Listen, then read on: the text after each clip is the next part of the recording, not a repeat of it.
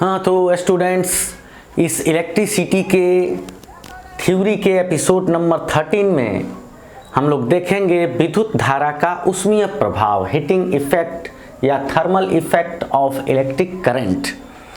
तो ऑलरेडी आप देखते ही होंगे कि जब किसी तार में अधिक समय तक धारा प्रवाहित होती है तो वो तार गर्म होने लगता है, यानी विद्युत धारा जो एक प्रकार की ऊर्जा है वो ऊष्मा ऊर्जा के रूप में बदलने लगती है।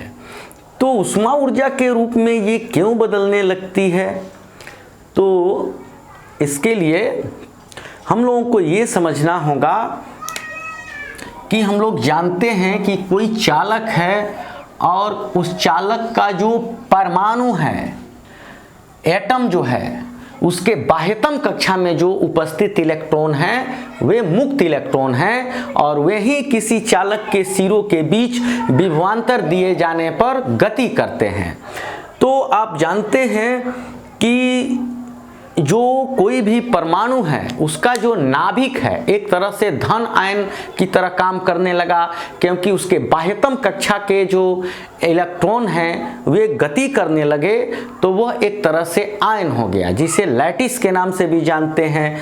अब ये जो इलेक्ट्रॉन इसमें गति कर रहा है तो ये इलेक्ट्रॉन बार बार गति के दौरान टकराता है। तो अगर m द्रव्यमान का जो इलेक्ट्रॉन है वो v वेग से टक्कर करे तो टक्कर के दौरान, टक्कर के ठीक पहले उसकी गतिज ऊर्जा कितनी होगी? तो हाफ mv² होगी। यदि m द्रव्यमान का कोई इलेक्ट्रॉन v वेग से गति करते हुए किसी इलेक्ट्रॉन से टकराता है तो उसकी काइनेटिक एनर्जी, गतिज ऊर्जा क्या होगी? तो हाफ mv² होगी। और चूंकि ये टक्कर हुआ और इलेक्ट्रॉन का वेलोसिटी 0 हुआ तो ये काइनेटिक एनर्जी 0 हुआ और ये काइनेटिक एनर्जी जो है वो हीट एनर्जी के रूप में, यानी ऊष्मा ऊर्जा के रूप में बदल गया। ऊष्मा ऊर्जा के रूप में बदल जाने के कारण जो है ये तार गर्म होने लगा। अब ये काइनेटिक एनर्जी का पूरा भाग ऊष्मा ऊर्जा में बदल सकता है या कुछ थोड़ा भाग ऊष्मा ऊर्जा के रूप में बदल सकता है, क्योंकि मान लो कि ये इलेक्ट्रॉन 100 जूल से टकराया और इसने 90 जूल ग्रहण कर लिया और आगे बढ़ गया, तो फिर 10 जूल ही टक्कर में खर्च हुआ तो वो 10 जूल ही ऊष्मा ऊर्जा के रूप में चेंज होगा। तो धनायनों से बार बार टकराने के कारण इलेक्ट्रॉनों की गतिज ऊर्जा ऊष्मा ऊर्जा के रूप में चेंज होती है। तो इसे हम लोग अगर एक मैथमेटिकल फॉर्म देना चाहें तो हम ये कह सकते हैं कि मान लेते हैं कि यहाँ कोई जो है रेसिस्टेंस है जिसका वैल्यू क्या है?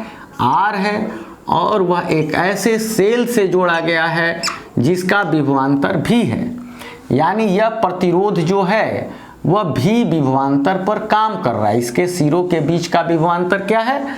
तो भी है, और इसमें I धारा प्रवाहित हो रही है।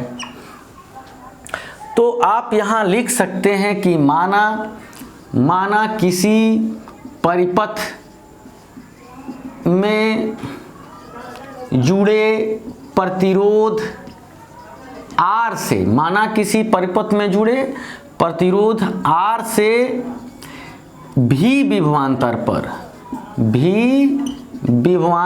पर I धारा चल रही है, I धारा चल रही है। तो विभवांतर की परिभाषा से क्या लिख सकते हैं? लिख सकते हैं विभवांतर की परिभाषा से। तो विभवांतर क्या है? इस पॉइंट अगर A और B के बीच की बात करें तो उसका, अगर ये अच्छा चालक है तो ये लगभग पोटेंशियल इसके पोटेंशियल के बराबर ही होगा, यानी ये भी विभव पे काम कर रहा है। तो विभवांतर की परिभाषा क्या है? एक से दूसरे बिंदु तक प्रति एकांक आवेश को ले जाने में किया गया कार्य, यानी W/Q, यानी V क्या है? तो प्रति एकांक आवेश पर किया गया कार्य है, work done at per unit charge है।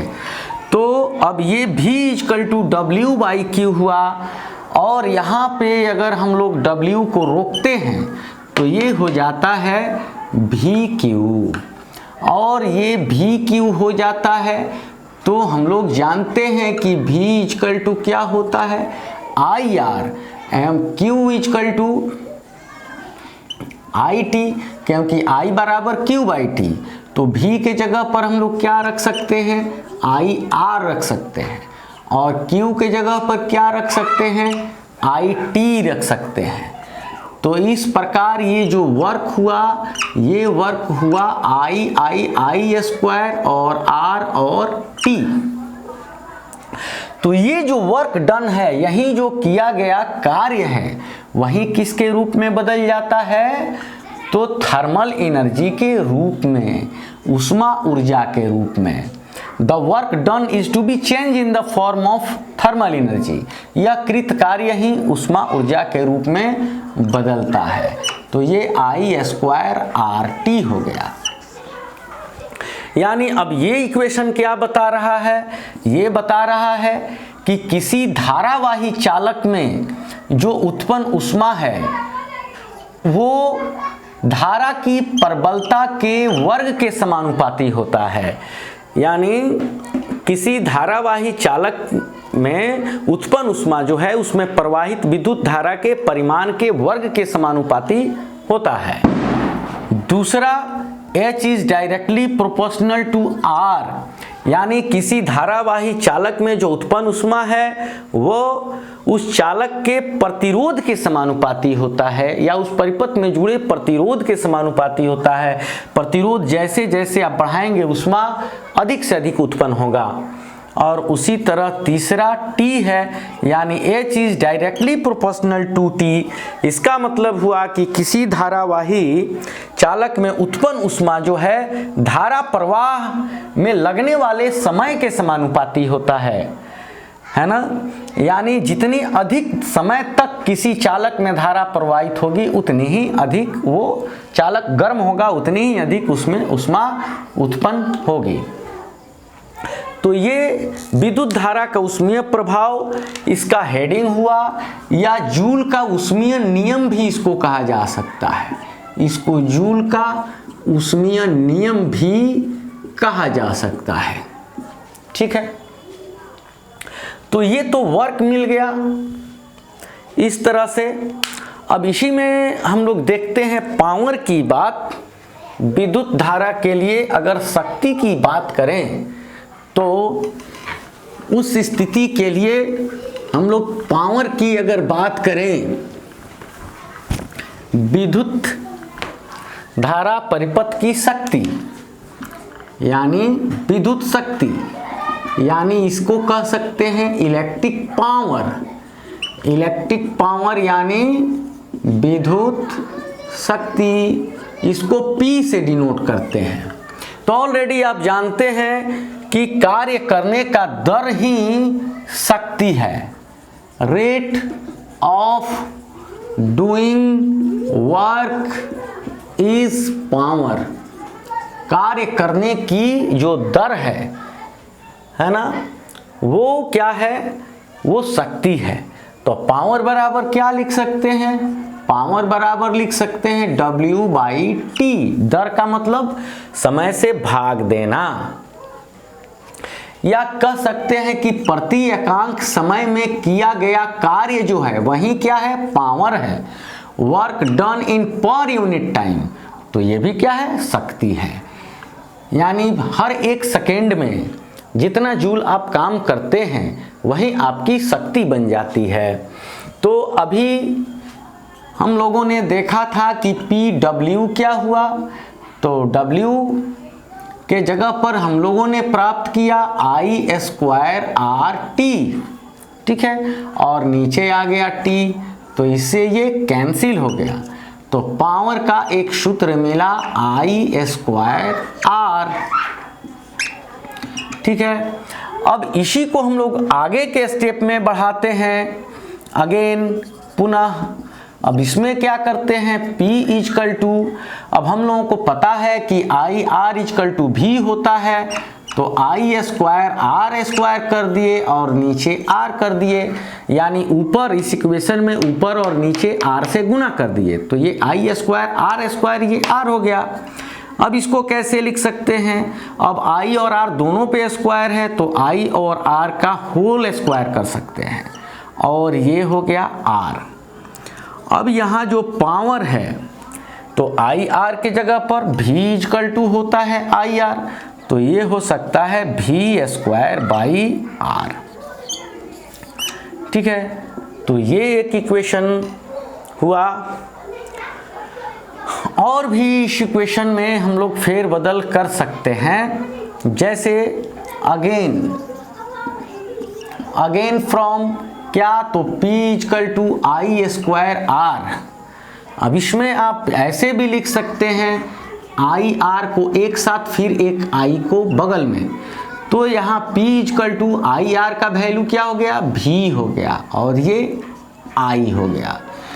तो इस तरह से हम लोगों को पावर का बहुत सारा सूत्र मिला, यानी पावर इक्वल टू होता है कार्य बटा समय W/T, और यहीं पावर किसके बराबर हो गया, तो यहीं हो गया आई स्क्वायर आर के बराबर। यहीं पावर किसके बराबर हो गया, तो ये हो गया भी स्क्वायर बाई आर के बराबर, और यहीं पावर किसके बराबर हो गया, तो ये हो गया भी आई के बराबर। तो इस तरह विद्युत शक्ति के तीन सूत्र मिले, I square R equal to V square by R equal to V I. अब अलग अलग कंडीशन में पावर के लिए इनका यूज किया जा सकता है, और ऑलरेडी आप जानते ही हैं कि ऊर्जा का मात्रक जूल है और पावर का मात्रक वाट है। तो अगर एक वाट की बात करें तो यहां से हम लोग डिफाइन कर सकते हैं, अगर एक वाट की बात करें तो उसका मतलब क्या हो गया, P इक्वल टू W/T। तो P पावर एक वाट कब होगा, जब एक जूल वर्क होगा, कहाँ, एक सेकेंड में। तो जब विद्युत धारा के द्वारा प्रति सेकेंड एक जूल कार्य किया जा रहा हो, जब इलेक्ट्रिक करंट के द्वारा प्रति सेकेंड एक जूल कार्य किया जा रहा हो, तो उस परिपथ उस सर्किट की शक्ति जो है वह एक वाट कहलाती है। और हम लोग ये भी जानते हैं कि 746 वाट बराबर एक हॉर्स पावर होता है, एक अश्व शक्ति भी होता है। अब अगले एपिसोड में फिर हम लोग आगे किसी नए टॉपिक को लेकर के देखेंगे।